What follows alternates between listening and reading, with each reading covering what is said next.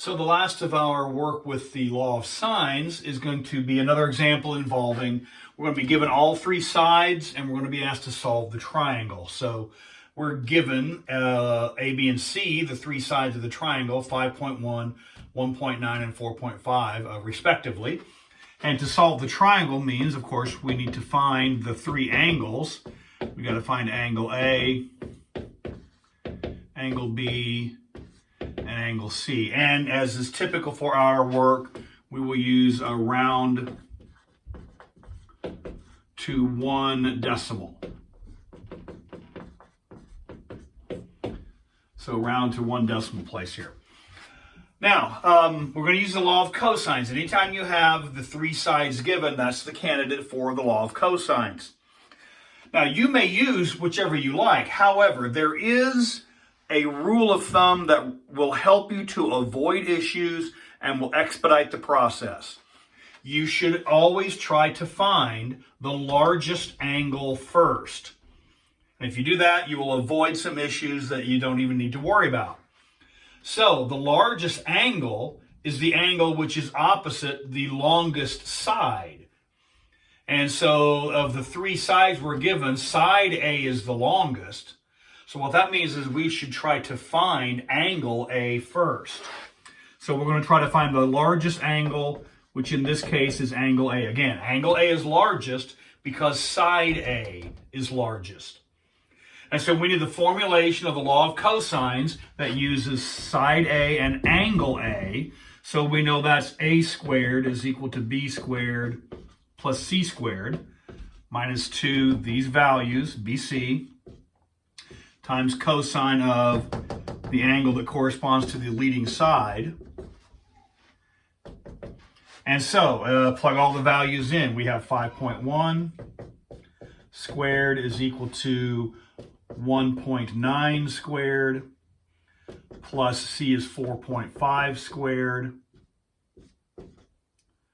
minus 2 times B is 1.9, C is 4.5 times cosine of, don't know yet.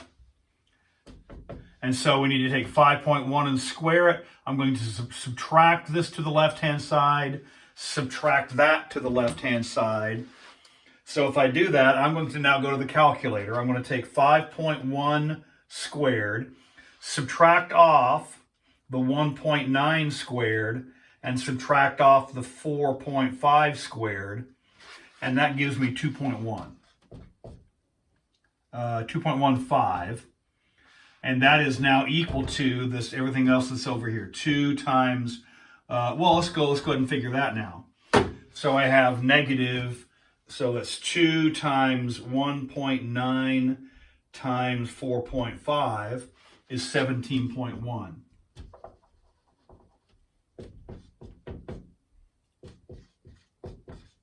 Times cosine A. So divide both sides by the negative 17.1.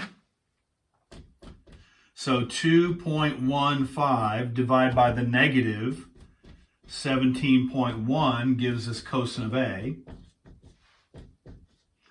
which means cosine of A is equal to, I need 2.15 divided by the negative of 17.1, and that gives me negative 1257. 0.1257.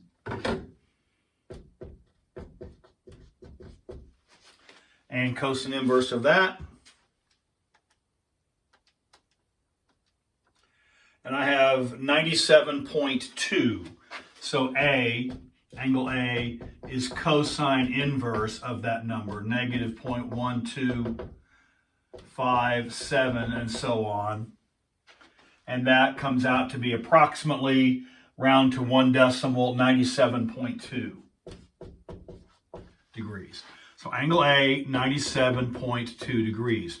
Notice, if side A is longest, angle A, in this particular case, works out to be obtuse, which means each of these, none of these can be obtuse angles now. All right, so if I find the largest angle, now I can go through my process of simplifying this. If you wish, You may go through the law of cosines again and the law of cosines again, but it's going to be much more straightforward, a little bit less work intensive now to use the law of sines. Remember that when you use the law of cosines, there's nothing for it. You must end up using a rounded number. So that's the way it's going to be. We're going to use this rounded number. So now we're going to find angle B. I'm sorry, the next largest. The next largest. I should not find angle B. I should find angle C. So this should end up being my next largest, and then when we find angle B, it should be the smallest. A is largest, C is middle size, B is smallest, because that's the arrangement of ABC side. That should also be the arrangement of the angles A, angle B, and angle C. So now we're going to find angle C, because it's the next largest. And so we're going to use the law of sines. The sine of angle C over the 4.5 is equal to sine of 97.2 over the sine of over 5.1. So let's write that up. Sine of don't know yet over side C is 4.5 is equal to sine of 97.2 over 5.1. Cross multiply, set them equal, and solve.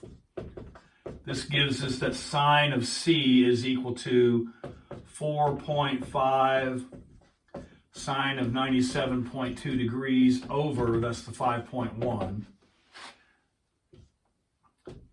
And so sine of angle C is, let's go to the calculator, 4.5, so clear. I got 4.5 times sine of 97.2, and then divide that by 5.1. I have 0.87539. And so C is sine inverse of that number, 0.87539. And I need sine inverse of my answer there. That is 61. I'm going to round this to one decimal place. I have 61.0917. I'm going to round that to 61.1 degrees, which is right here, 61.1 degrees. And sure enough, side C is shorter than side A. Angle C is smaller than angle A. Things are lining up nicely. You can sort of check as you go along.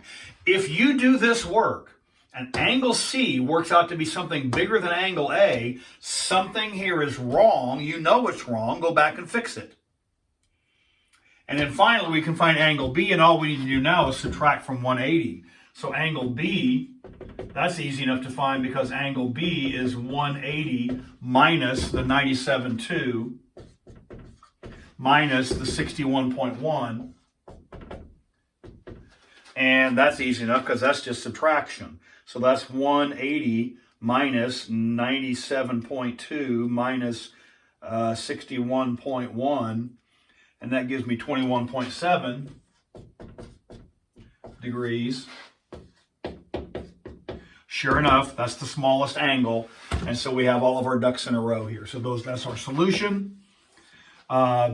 If you always find the largest side first, you will avoid some issues that you don't need to worry about. Then if you do that process, then you can find the second angle using the law of sines, which is faster. And then once you have the two angles, subtract from 180 to find the third.